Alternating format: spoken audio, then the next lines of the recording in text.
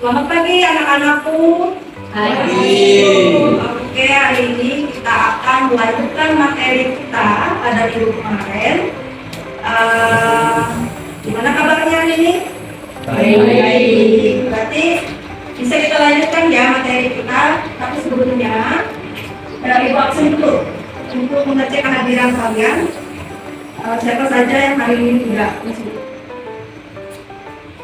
Ya. Angeli, ada? Aprilia, Apa? izin. Cinta Lara, izin. Deswita, Deden Setiawan, Apa? Dia Losari, Ekra Yoga, Hadir. Angel, Glenn Anwar, Alfa. Ila, Irma, Julia, Hadir. Karna, Rendra, Hadir. Leonardo, Hadir. Marcella, Victoria,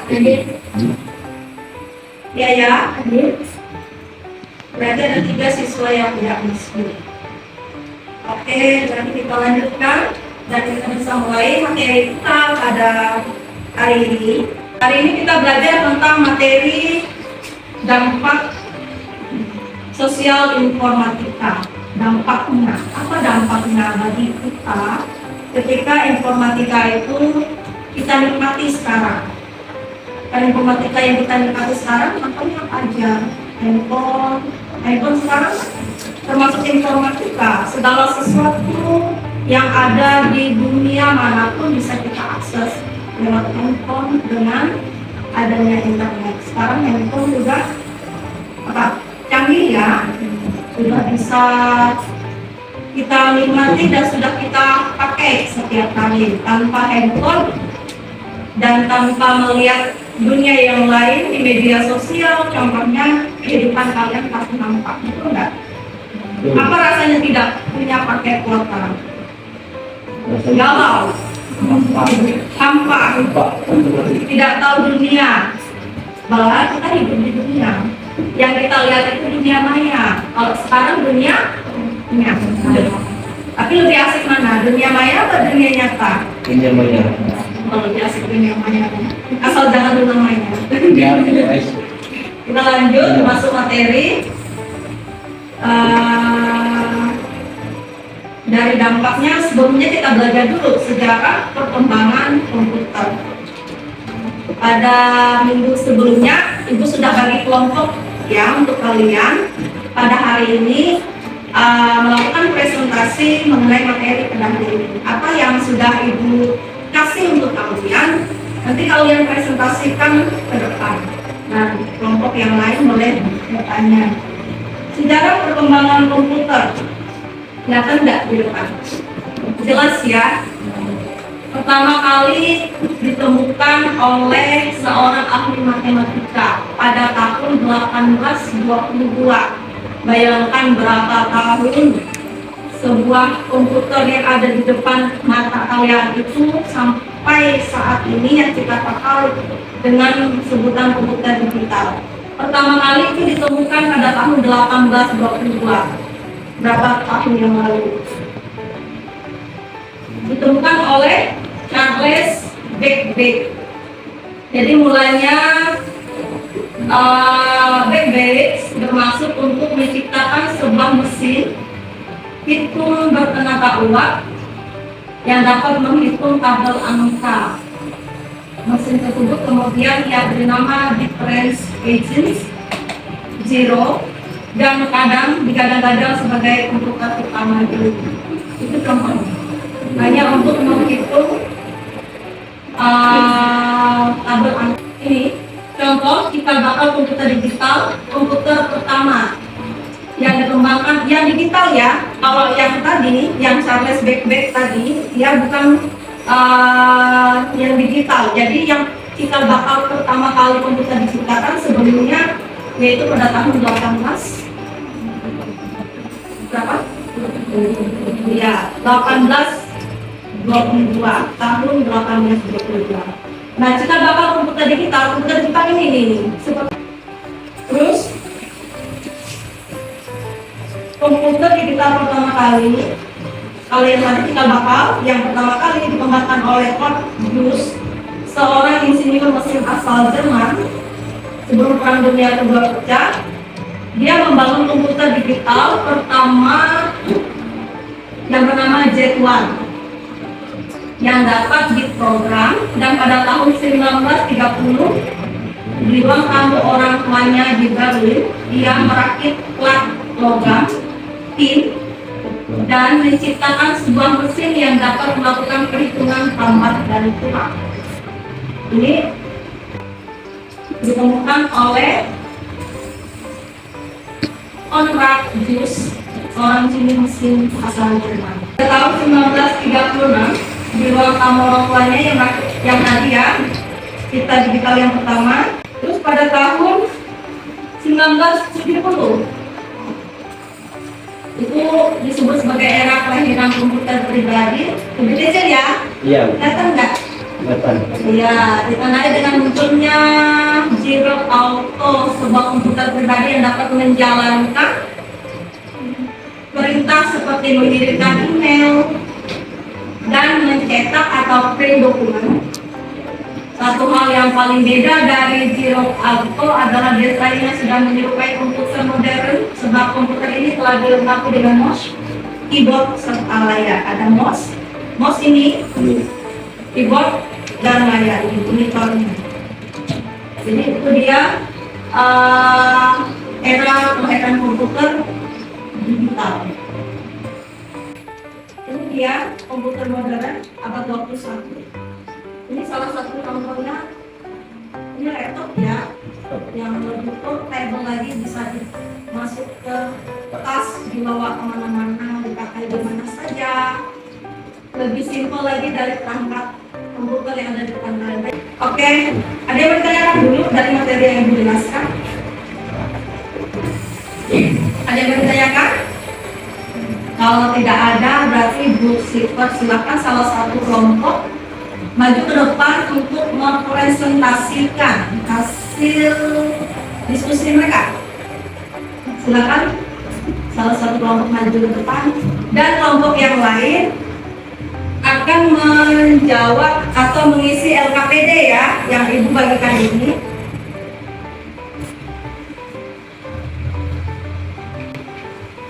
Di belakangnya sudah ada nomor kerja. Nanti kamu jawab.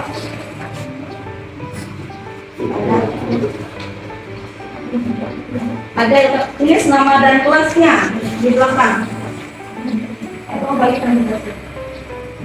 Ya.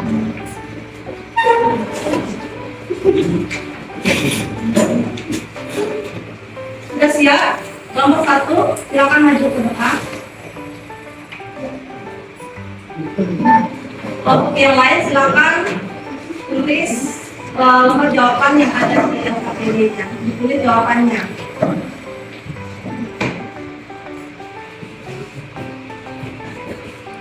Sisa nggak?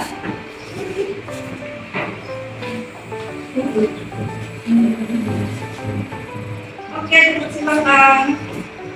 Selamat pagi semua. Di sini kami kelompok 1 akan mempresentasikan kita materi tentang sejarah perkembangan komputer secara umum. Sebelum itu, izinkan kami memperkenalkan diri. Perkenalkan, nama saya Desika Kristi. Saya Lendra Karelo. Baiklah, saya akan membacakan secara garis besar sejarah perkembangan komputer terbagi dalam 5 generasi, yaitu pertama, generasi pertama dimulai ketika komputer digunakan dalam akademi dan militer, seperti komputer Atanasoff Berry dibuat pada tahun 1937 untuk menyelesaikan sistem persamaan linear, dan komputer Colossus untuk memecahkan kode rahasia Jerman Nazi. Kemudian, ENIAC yang dibangun pada tahun 1946 menjadi komputer pertama untuk tujuan umum. Ketika komputernya dinyalakan untuk pertama kali, Vina dan Tia mengalami mati listrik. Komputer generasi ini menggunakan tabung vakum untuk menyimpan data dan ukurannya memakan satu ruangan. Generasi kedua dimulai ketika transistor menggantikan tabung vakum melipat diperkenalkan ke publik tahun 1951 untuk penggunaan komersial. Kemudian pada tahun 1953 IBM memulai bisnis komputernya dengan merilis IBM 650 dan IBM 700. Berbagai bahasa pemrograman mulai dikembangkan dan komputer mulai memiliki memori dan sistem operasi. Generasi ketiga dimulai ketika teknologi transistor meningkat menjadi sirkuit terpadu. Komputer ini adalah inovasi yang signifikan dalam generasi ini dan mempengaruhi generasi komputer selanjutnya. NASA menggunakan komputer generasi ini untuk melancarkan program Apollo seperti komputer bimbingan Apollo untuk mempermudah kendali Apollo Command atau Service Module. Digital Equipment Corporation menjadi perusahaan komputer nomor 2 di belakang IBM dengan komputer PDP dan faxnya. Komputer ini membawa ke pengembangan sistem operasi yang berpengaruh unik. Generasi keempat dimulai pada dasawarsa 1970-an ketika penemuan OSPED dan integrasi berskala besar selanjutnya membawa ke pengembangan instruksi di awal 1970-an. Komputer pribadi yang semakin kecil berkat mikroprosesor mulai berkembang, dimulai dari komputer rumahan dan komputer meja. Teknologi selanjutnya adalah laptop dan ponsel. Ponsel cerdas yang sangat fenomenal, membawa berbagai perusahaan teknologi ke dalam perang paten atas ponsel cerdas. Generasi kelima digadang-gadang sebagai tahapan perkembangan teknologi paling canggih saat ini dan diciptakan pertama kali pada tahun 1980-an. Peningkatan dari segi visualisasi menjadikan tampilan visual pada komputer di generasi kelima mempunyai resolusi sangat tinggi dan begitu tajam. Negara yang mempelopori sejarah perkembangan komputer pada generasi kelima adalah Jepang. Dalam proses pengembangannya, terdapat penambahan komponen-komponen penting ke dalam sistem komputer modern saat ini. Hal ini dikarenakan komponen yang digunakan pada komputer generasi kelima adalah menerapkan ragam teknologi modern seperti superkonduktor, fusi, dan kecerdasan buatan, atau kalian lebih mengenalnya dengan sebutan artificial intelligence. Oke, kelompok 1 sudah mempresentasikan hasil diskusi mereka. Ada yang mau bertanya? Ya, silakan. Siapa yang pertama kali menemukan komputer? Pada tahun 1822, komputer ditemukan pertama kali oleh ahli matematika asal Inggris, yaitu Charles Babbage. Ada lagi? Sudah cukup. Terima kasih untuk kelompok 1 yang sudah mempresentasikan hasil diskusinya. Silakan kembali ke tempat duduk.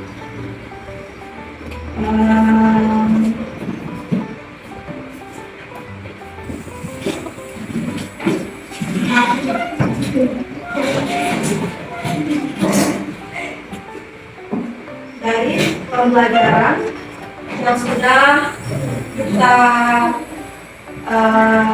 pelajari bersama pada saat ini, jadi untuk memahami tentang sejarah perkembangan komputer, kalian bisa lagi mencari referensi yang lain di Google, silakan kalian ketik dampak sosial informatika, sejarah perkembangan komputer. Di situ banyak informasi yang sangat berguna untuk kalian menambah wawasan dan pengetahuan. Itu harap materi kita pada hari ini dapat berguna buat kalian, menambah pengetahuan dan bermanfaat buat masa depan kalian, dan kalian lebih giat lagi dalam belajar, dalam mencapai harapan dan cita-cita kalian.